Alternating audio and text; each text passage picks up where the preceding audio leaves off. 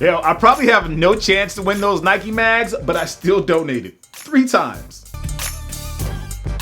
What up guys, Jacques Slade and welcome to Today in Sneaks. Let's kick off today with one of my favorite shoes from last year, the Nike Air Trainer Cruise. A couple colorways of these dropped over a few months, but I picked up that wheat pair because it was easily my favorite. Coming up pretty soon is a black and white pair that kind of reminds me of the Cyber Monday Jordan 3. Looks like black nubuck covers most of the upper with a weave pattern that extends around the corner panel and through the heel to the other side. As for the midsole and outsole, they're just white like the 3s, which gives them a slight luxury feel. No release date on these yet, but expect them to pop up soon.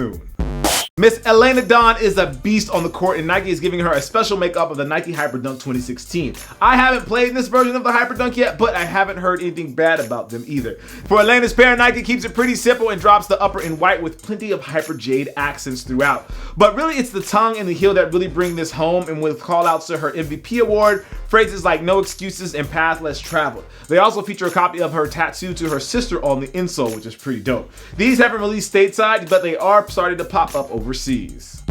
When it comes to Nike ID, no shoe gets more love than the Air Force One. That's just the truth about it.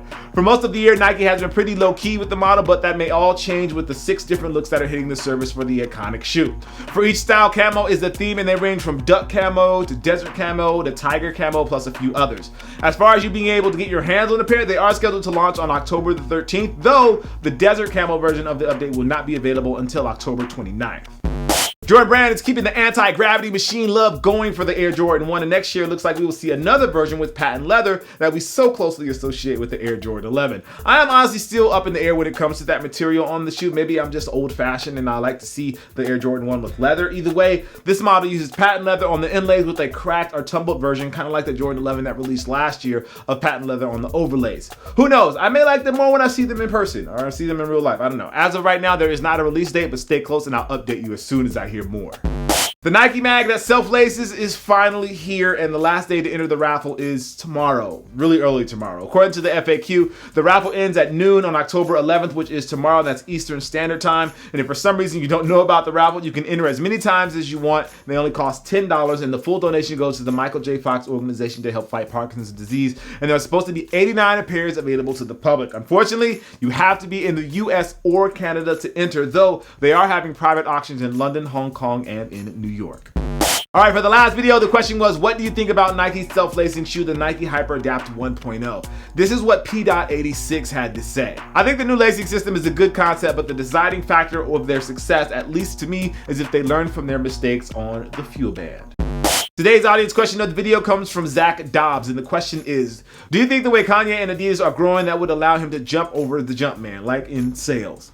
I personally don't think Yeezy will grow to the status of Jordan, and I say that for 2 reasons. One, the Jordan line is performance-based, and that gives them an advantage over the Yeezy line, as of right now at least. And 2, Nike makes millions of pairs of Jordans every year, and for the Yeezy, that number is very, very small, maybe in the 100,000 range so far. And I don't really see non-sneakerheads checking for Yeezys. At least that's what I think. Let me know what you guys think down below.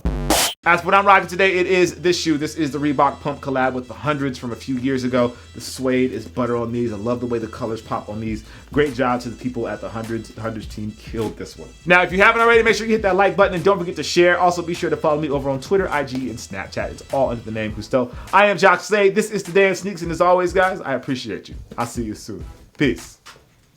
All right, this is the time when you either watch this video or you subscribe. You have 2 options here. I'm not going to tell you which one to do because really it's up to you, and I don't want to be the person to be like, oh, do this, oh, do that. When really all you have to do is decide, do I want to watch another video or do I just want to subscribe because I think this channel was cool?